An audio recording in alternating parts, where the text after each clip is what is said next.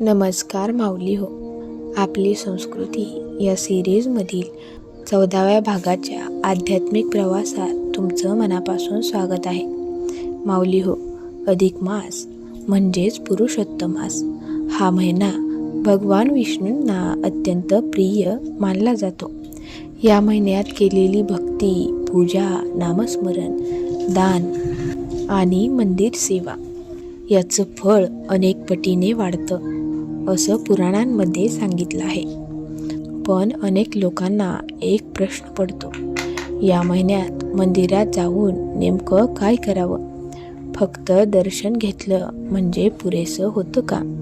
की काही विशेष गोष्टी केल्याने भगवान विष्णूंची कृपा मिळते? आजची ही कथा एका अशा माणसाची आहे जो रोज मंदिरात जायचा, पण तरीही त्याच्या आयुष्यात शांतता नव्हती. आणि मग एका संतांनी त्याला अधिक मासात मंदिरात करायच्या काही गोष्टी सांगितल्या. त्या गोष्टींनी त्याचं संपूर्ण आयुष्य बदललं. ही कथा शेवटपर्यंत नक्की ऐका, कारण कदाचित यातली एक गोष्ट तुमचंही आयुष्य बदलू शकते. खूप वर्षापूर्वी एका गावात माधवराव नावाचा माणूस राहत होता. तो रोज मंदिरात जायचा, देवाचं दर्शन घ्यायचा. पण मंदिरातून बाहेर पडताच पुन्हा राग, चिंता, तणाव सुरू व्हायचं. एक दिवस तो मंदिराच्या पायऱ्यांवर बसून रडत होता. तेवढ्यात तिथे एक वृद्ध संत आले. त्यांनी विचारलं, बाळा, इतका दुःखी का आहेस? माधवराव म्हणाला, महाराज, मी रोज मंदिरात जातो, पूजा करतो, तरी मनाला शांतता मिळत नाही.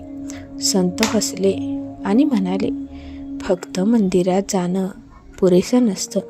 मंदिरात जाऊन काय करतोस हे महत्त्वाचं असतं.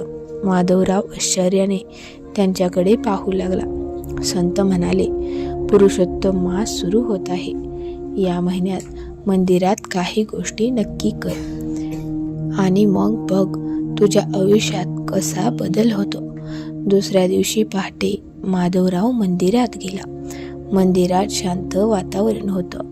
घंटांचा आवाज, मंत्र, अगरबत्तीचा सुगंध. त्याचं मन शांत होऊ लागलं. संतांनी सांगितलेली पहिली गोष्ट त्याला आठवली. मंदिरात गेल्यावर सर्वात आधी शांतपणे देवासमोर बस. माऊली हो, आजकाल अनेक लोक मंदिरात जातात, पण लगेच घाईत दर्शन घेऊन बाहेर पडतात. पण मंदिर म्हणजे फक्त दर्शनाचं ठिकाण नाही, ती मन शांत करण्याची जागा आहे. माधवराव काही मिनिट शांत बसला आणि पहिल्यांदाच त्याला जाणवले की त्याचं मन हळूहळू शांत होत आहे. त्यानंतर त्याने विष्णू नामस्मरण सुरू केलं. ओम नमो भगवते वासुदेवाय. मंदिरात बसून घेतलेलं देवाचं नाव त्याच्या मनात खोलवर उतरू लागलं.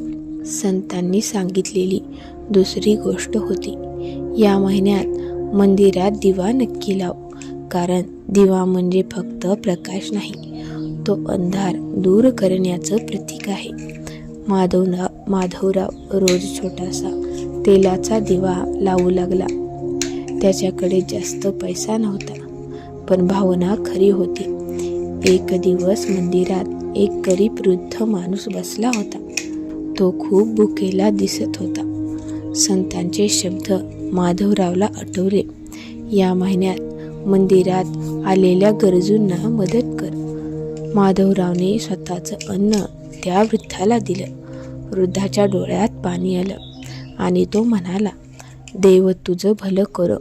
माऊली हो, मंदिरात फक्त देवाला फुलं वाहणं पुरेसं नाही, देवाच्या लेकरांना मदत करणं ही सुद्धा मोठी भक्ती आहे. हळूहळू माधवराव बदलू लागला. पूर्वी तो छोट्या गोष्टींवरून रागवायचा, पण आता त्याच्या स्वभावात शांतता येत होती, कारण मंदिरात जाऊन तो फक्त देवाकडे मागत नव्हता, तर स्वतःला बदलत होता. एक दिवस संतांनी त्याला विचारलं, आता काय वाटतं? माधवराव हसला आणि म्हणाला, महाराज, माझी संकटं अजूनही आहेत, पण आता त्यांना सामोरं जाण्याची ताकद मिळाली आहे. माऊली हो, पुरुषोत्तम मासात मंदिरात काही गोष्टी नक्की करायला सांगितल्या आहेत. पहिली गोष्ट म्हणजे मंदिरात गेल्यावर शांत बसा. दुसरी गोष्ट देवाचं नामस्मरण करा. तिसरी गोष्ट दिवा लावा. चौथी गोष्ट शक्य असेल तर दान करा. आणि पाचवी गोष्ट मंदिर स्वच्छ ठेवा, कारण मंदिराची सेवा ही सुद्धा मोठी पूजा मानली जाते. पुराणांमध्ये सांगितलं आहे की जो भक्त मंदिर स्वच्छ करतो त्याच्यावर भगवान विष्णू विशेष कृपा करतात. एका गावात एक गरीब मुलगा होता. तो रोज मंदिर झाडायचा. लोक त्याच्यावर हसायचे, पण तो म्हणायचा, हे मंदिर माझ्या देवाचं घर आहे. अनेक वर्षांनी तोच मुलगा मोठा विद्वान झाला आणि तो म्हणाला, माझ्या आयुष्यातील सर्वात मोठं शिक्षण मला मंदिर सेवेतून मिळालं. मित्रांनो, मंदिरात केलेली छोटी सेवासुद्धा वाया जात नाही. आजकाल अनेक लोक मंदिरात जातात पण मोबाईलमध्ये व्यस्त असतात. मन दुसरीकडे असतं. लक्षात ठेवा, मंदिरात गेल्यावर मन देवाजवळ असलं पाहिजे, कारण मंदिर ही एक अशी जागा आहे तिथे मनाला आधार मिळतो, शांती मिळते आणि देवाशी नातं मजबूत होतं. पुरुषोत्तम मासात मंदिरात तुळशी अर्पण करणं खूप शुभ मानलं जातं. भगवान विष्णूंना तुळस अत्यंत प्रिय आहे. एका स्त्रीची कथा सांगितली जाते. ती रोज मंदिरात फक्त एक तुळशीचं पान अर्पण करायची.